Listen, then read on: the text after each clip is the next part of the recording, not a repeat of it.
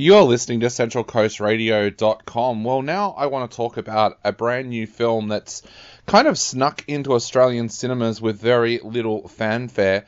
The movie is called Simulant, and it's kind of a sci-fi thriller set in the not-too-distant future where there are these kind of humanoids called simulants who started off as robots doing jobs that people didn't really want to do anymore, like waitressing, reception jobs and things like that. And the initial simulants look robotic, but we are now up to Generation 6 and Generation 7 of the simulants, and now they look so realistic that you can't tell the difference between them and humans. Now, there are set rules that simulants have.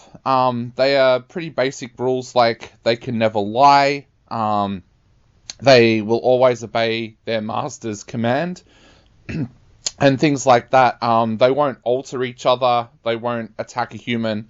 So there is all kinds of different rules like that. But one day, Kessler, played by Sam Worthington, who is a police detective, who is called out to investigate reports that a simulant is living alone in an apartment without a master. When he gets there, he discovers Esme, played by Alicia Sands, and she attacks him, so instantly he knows that something has gone wrong. Now, Kessler himself has an interesting backstory in that he's believed for a while that something is going on with simulants because he believes that a simulant killed his son while it was supposed to be babysitting him. Now, on the other side of things, we've also got a couple. Faye, played by Jordana Brewster, and Evan, played by Robbie Amell, whose life was turned upside down after a severe car accident. And they're harboring a secret, but I won't tell you what that secret is because it's a fair spoiler for the film.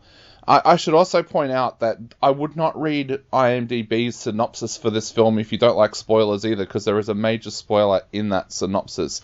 Now, there is also, as Kessler begins to investigate what is happening here with these simulants, he soon discovers somebody called Casey, played by Simu Liu, who is a gifted person. I'm trying to be careful what I say here. A gifted person who used to work for the company that makes simulants, and now he seems to be doing what he calls freeing them by taking away all of their restrictions. Now, also interestingly enough, he's entered into a romantic relationship with Esme, who is completely devoted to him. Now, there's something I love about this film, and that is, after I've watched it now, I still can't tell who won, the good guys or the bad guys. Now, when I say that, I know who won on screen, because, of course, that's shown. I'm not going to sit here and say that they don't have an ending or anything like that. They do have an ending, but they kind of... There's a weird moral dilemma with this film in that you never really know who are the good guys and who are the bad guys. Because whenever Casey is talking about freeing simulants and why he's doing it, there is a good analogy there to the freedom of slaves in America. On the flip side, you can see why Kessler is so anti this happening, because his own son, he believes, was killed by a simulant. Now, of course, that opens up an interesting debate, and I'm sure if you go along and see this with some friends, there will be that debate that will throw open, because you could argue that, yes, it's dangerous freeing simulants because they can kill, but on the flip side, you can also say, well, there looks to be good and bad simulants in the same way that there are good and bad humans, so if simulants don't deserve to be free and making their own choices, do humans have the right to be making their own choices? So it's an interesting film because you find yourself kind of switching back and forward towards who you want to see win here. Do you want to see Casey win and free all the simulants, or do you want to see Kessler win and stop him from doing that? at the same time, there's this interesting storyline between Faye and Evan that is opening up as well, that looks at grief and also looks at some different moral dilemmas as well as exploring how far would you go to keep your relationship normal, in a sense, and can that backfire on you?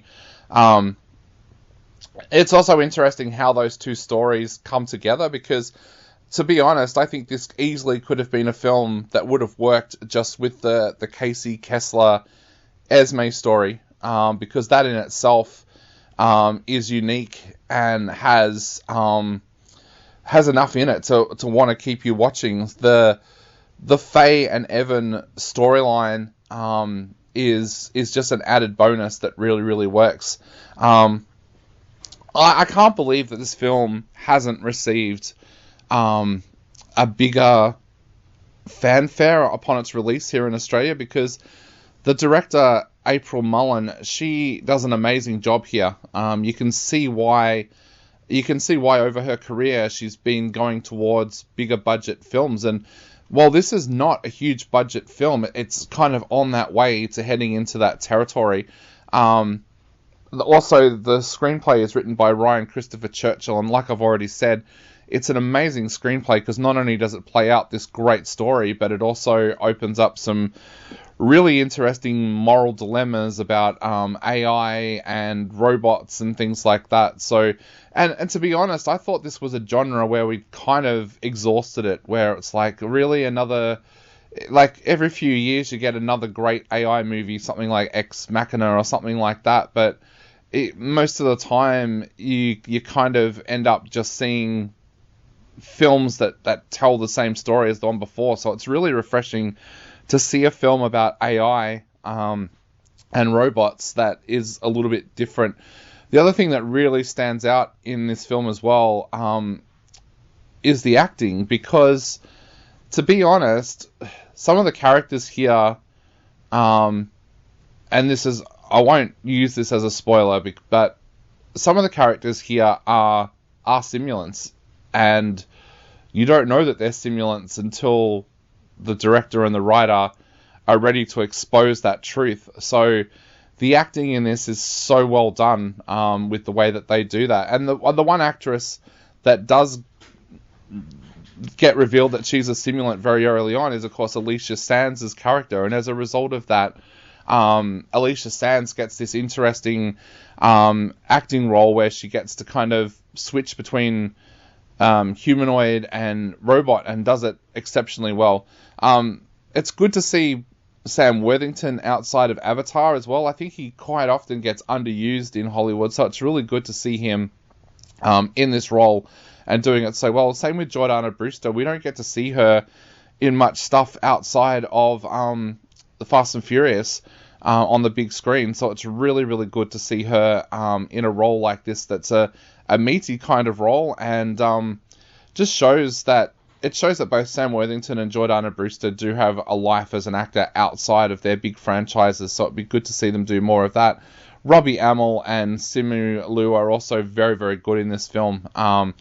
So look, if you want to avoid some of the big blockbusters that are around at the moment, like Barbie, Oppenheimer, maybe you've already seen them and you're looking for something to go and check out, Simulant is definitely worth a check out. Now, I will warn you, it is on extremely limited screens. I know here in Melbourne, I was only able to find one cinema that was actually showing it. So you might have to hunt to try and find Simulant in cinema, but I'm sure if you wait a few weeks, it'll be on streaming platforms anyway. But definitely go and check out Simulant if you get an opportunity to. I thought it was a really, really good film. There are times in it where the lower budget kind of shows, but it's a very, very interesting film that opens up some great moral dilemmas and questions with that brilliant script. So I'm going to give this one 3.5 out of 5.